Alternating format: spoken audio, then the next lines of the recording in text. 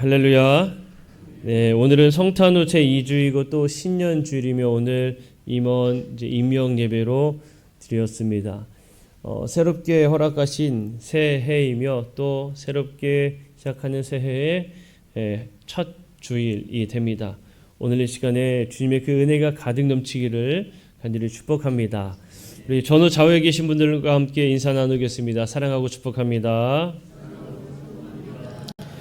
네, 새해 인사 아직 못 나누신 분들도 계실 것 같은데 우리 새해 복 많이 받으세요. 한 번 더 인사 나눕시다. 한 번 더 인사 나누겠습니다. 새해에도 주님께서 일하십니다.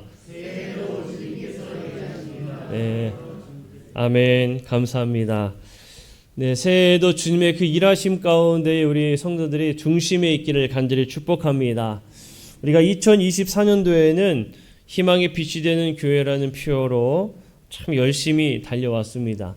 2025년도에는 찬양하라 더하시리라는 표어로 열심히 주님의 뜻을 따라 살아가는 우리 모든 성도들이 되기를 축복합니다.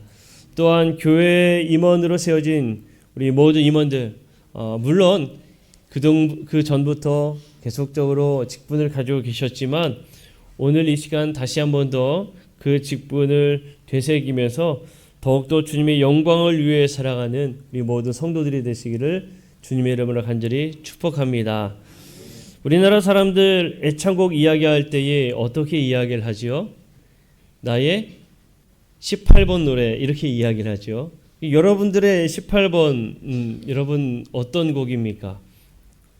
어떤 분은 나의 18번 곡은 글쎄요, 저도 세상 노래는 잘 알지 못하지만 나의 18번 곡은 소양강처녀다 이렇게 이야기하는 분들도 계실 것 같고 여러 가지 다 노래를 이야기할 것 같아요. 그런데 참 재미있는 게 애창곡을 이야기할 때에 1번도 아니고 2번도 아니고 몇 번이라고 이야기합니까? 18번이라고 이야기를 해요. 여러분 18번이라는 유래가 어디서 왔는지 혹시 아십니까? 제가 한번 찾아보았더니 18번의 유래는 일본의 가부키로 거슬러 올라간다고 합니다. 가부키는 일본의 전통 공연 예술 중 하나인데 세계적인 유네스코가 지정한 세계 무형 유산에 등재되어 있는 것이에요. 400년이라는 상당히 오래됐지요. 오랜 역사를 가지고 있는 이 가부키는 대중을 위한 연극으로서 특히 이제 일본인들에게 해당이 되지 않을까 싶습니다. 일본인들에게 많은 사랑을 받았습니다. 가부키 명가인 7대 손 이치카와 단주로라는 집안에서 대대손손 내려오는 이 가부키 연극 가운데에 18개의 명작을 선정한 다음 집대성을 하게 돼요.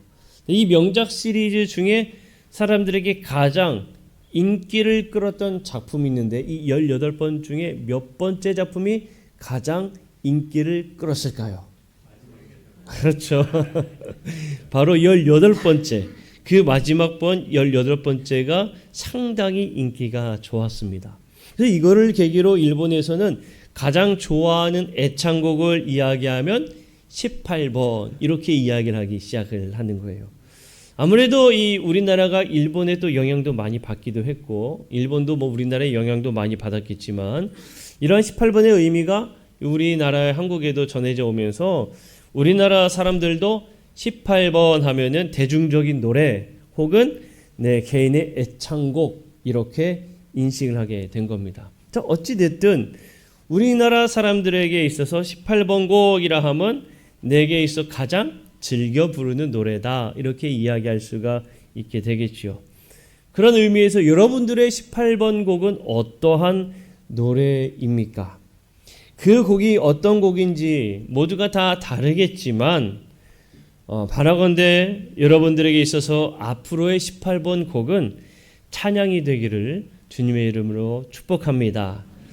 18번 노래는 어느 때나 흥얼거리며 어느 때나 내 입에서 그냥 밖으로 나오는 노래예요.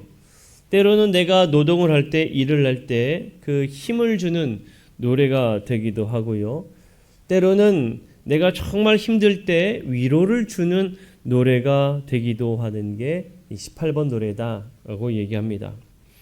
힘을 주기도 하고 위로를 주는 노래. 이제는 세상에서 부르는 그런 세상의 노래가 아니라 하나님을 찬양하는 찬양이 여러분들에게 힘이 되어지고 위로가 되어지는 너무나 귀한 노래가 되기를 간절히 축복합니다.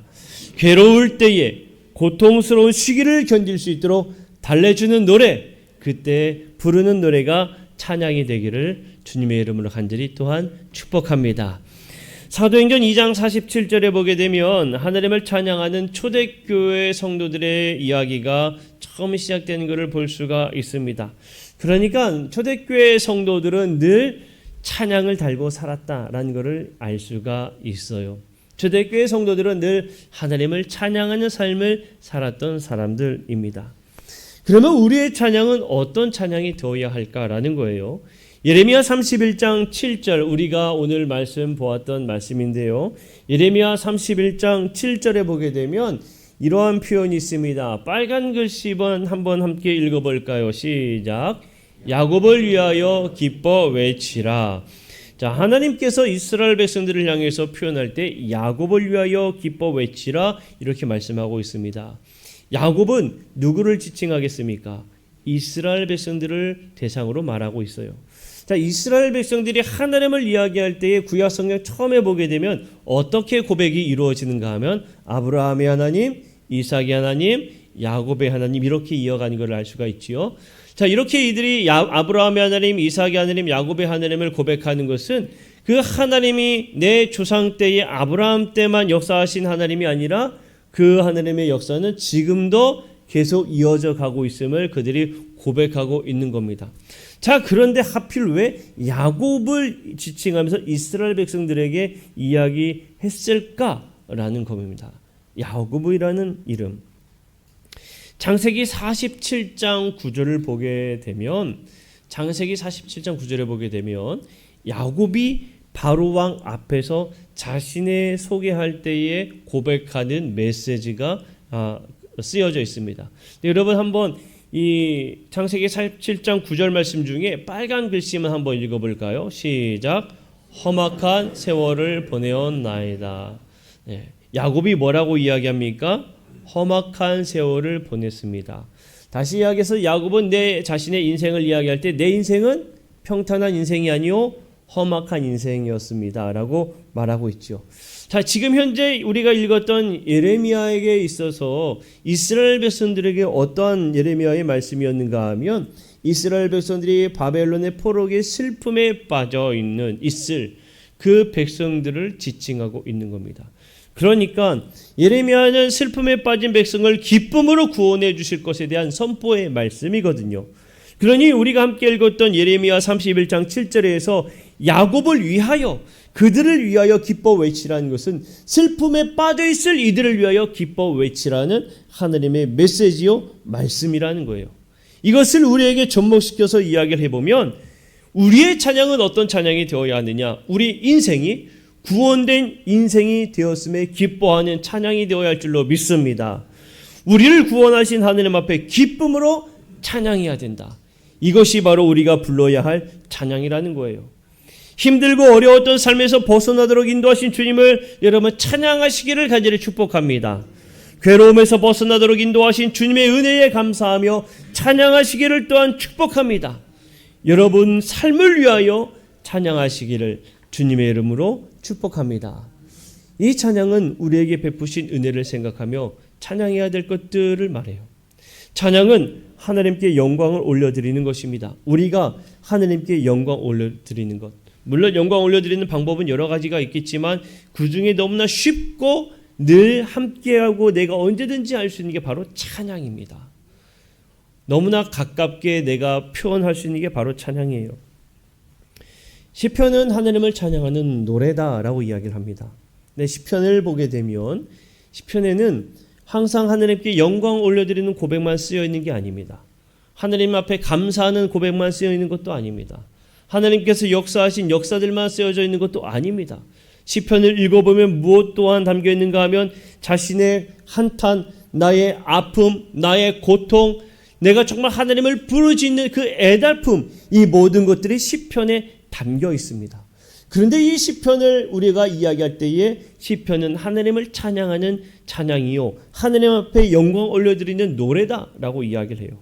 결국에 이 의미가 무엇입니까? 찬양을 돌린다는 것은 우리의 마음을 다하여 내 삶의 모든 것들을 하나님 앞에 올려드리는 것이 바로 우리가 드리는 찬양이다라는 거예요. 기쁠 때만 부르는 것도 아니요, 즐거울 때만 부르는 것이 아니요, 은혜가 넘친다고 부르는 게 아니라 내가 힘겨울 때도, 고통스러울 때도, 내가 애달플 때에도 하나님 앞에 고백하는 것, 그것이 바로 우리의 찬양이요, 우리의 마음이 하나님께 올라가는 증거임을 여러분 기억하시기를 축복합니다. 찬양은 우리의 영혼의 울림을 이루어 주는 것입니다. 그래서 우리가 찬양할 때에 주님께 더 향하도록 우리를 도와줍니다. 더욱더 주님을 생각하게 만들어줍니다. 하나님을 찬양한다는 것은 하나님의 성품과 행위를 고백하며 하나님을 높이는 행위를 의미합니다. 기도의 장소가 성경에서는 골방에 가서 기도하라고 이야기한다면 찬양의 장소는 광장이다라고 말을 합니다. 하나님이 얼마나 좋으신 분인지, 그분이 우리 삶에 얼마나 놀라운 일을 행하셨는지 이것들을 칭찬하고 자랑하며 드러난 것, 그것이 찬양이라는 거예요. 결국에 찬양이라 함은 무엇을 의미하느냐? 우리의 삶에 늘 함께 해야 하는 것이다는 겁니다. 특정한 시간을 정해서 하는 게 아닙니다. 우리는 어디를 가든 언제든 하나님을 찬양해야 된다는 것을, 우리가 하나님을 찬양해야 되는 것을 말해주는 겁니다. 슬플 때나 고단할 때나 괴로울 때에도 찬양해야 합니다. 기쁠 때에도, 하나님의 일들을 깨달았을 때에도, 감사의 일들을 보았을 때에도 하나님께 찬양해야 합니다. 결국 찬양은 우리의 삶의 모습 그대로 하나님 앞에 고백하는 것입니다. 사도행전 초대교회 성도들이 하나님을 찬양했을 때 하나님께서 그들에게 주신 은혜의 말씀을 보니 하나님께서 날마다 그들에게 더하시는 은혜를 주셨다고 말씀해주고 있어요. 물론 우리가 말씀 가운데에 더하심의 은혜는 믿음의 사람들이 더해지는 것을 의미하고 있습니다. 물론 믿음의 사람들이 더해지는 것, 그들의 믿음의 사람들이 더 많아지는 것, 풍성해지는 것을 의미하지만 그것만, 더함의 은혜가 사람들이 모이는 그 더함만 있는 것이 아니라는 거예요. 감사함에 찬양하면 감사가 더해지는 은혜가 있습니다. 기쁨에 찬양을 하면 기쁨이 더해집니다. 은혜 안에 찬양하면 은혜가 더해집니다. 힘들고 어려울 때 찬양하면 이길 수 있는 힘을 더해집니다. 슬플 때에 찬양하면 위로의 은혜가 더해집니다. 온 교회가 하나님을 찬양하면 믿음의 사람들을 더해주시는 하나님의 은혜가 있습니다. 이것이 바로 더함의 은혜요, 더함의 하나님의 축복이다라는 거예요. 말씀을 정리합니다. 사랑하는 성도 여러분, 날마다 찬양하시기를 축복합니다. 찬양을 잘 몰라요, 내가 찬양 잘 몰라요 하신다면 열심히 예배 참여해 보세요. 그리고 예배 시간에 부르는 찬양을 열심히 따라 부르십시오.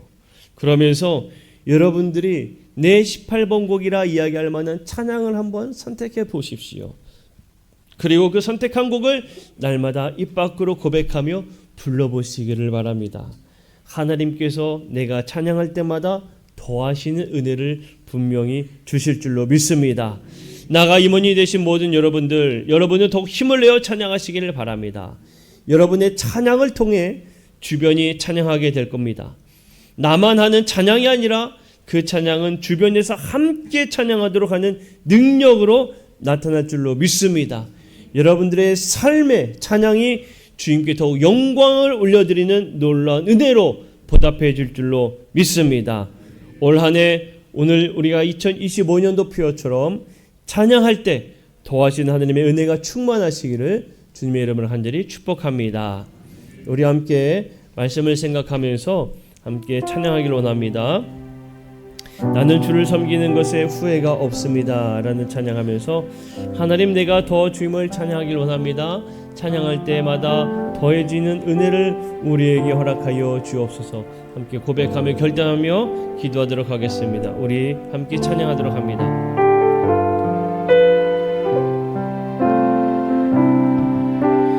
나의 평생에 가장 복된 일은 내가 예수님을 만난 것이라. 나의 평생에 가장 잘한 일은 내가 예수님을 주로 섬긴 것이라.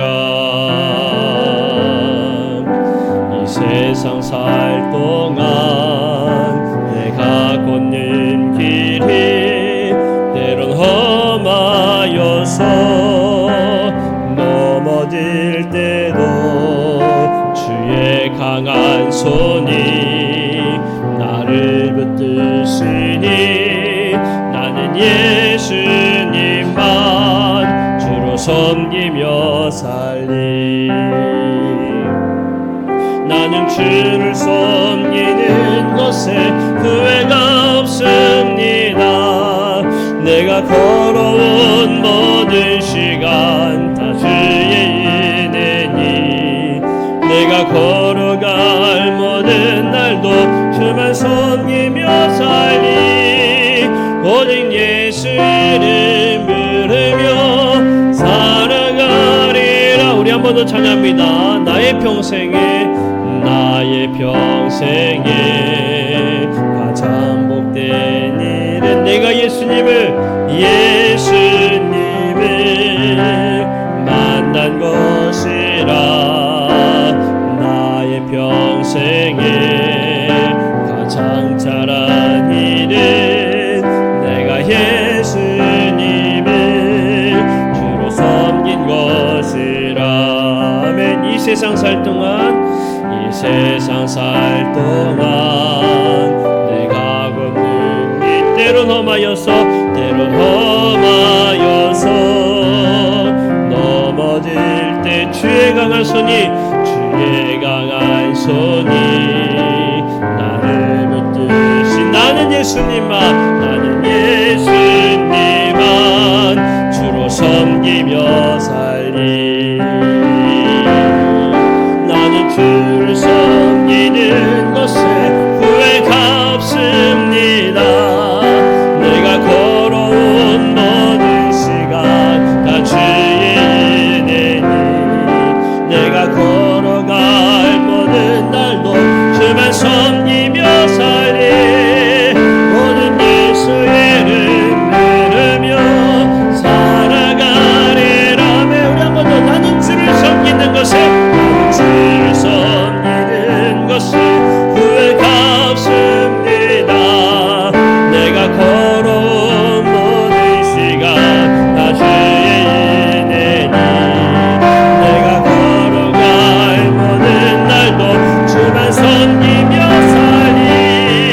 오직 예수 이름 부르며 살아가리라. 아멘. 이것이 나의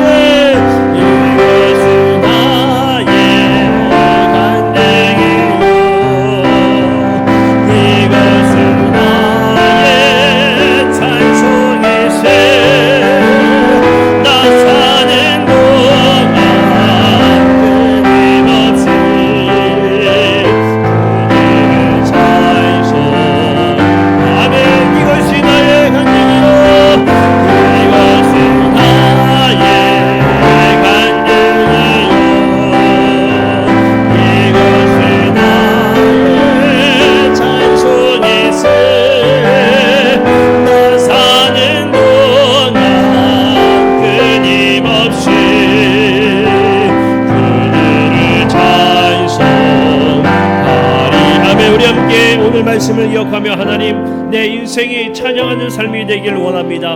언제나 어느 때나 주님을 찬양하는 삶이 되게 하여 주시옵소서. 내 입 밖으로 나오는 그 고백들이 주님을 찬양하는 찬양이 되게 하여 주시사 아버지 하나님을 찬양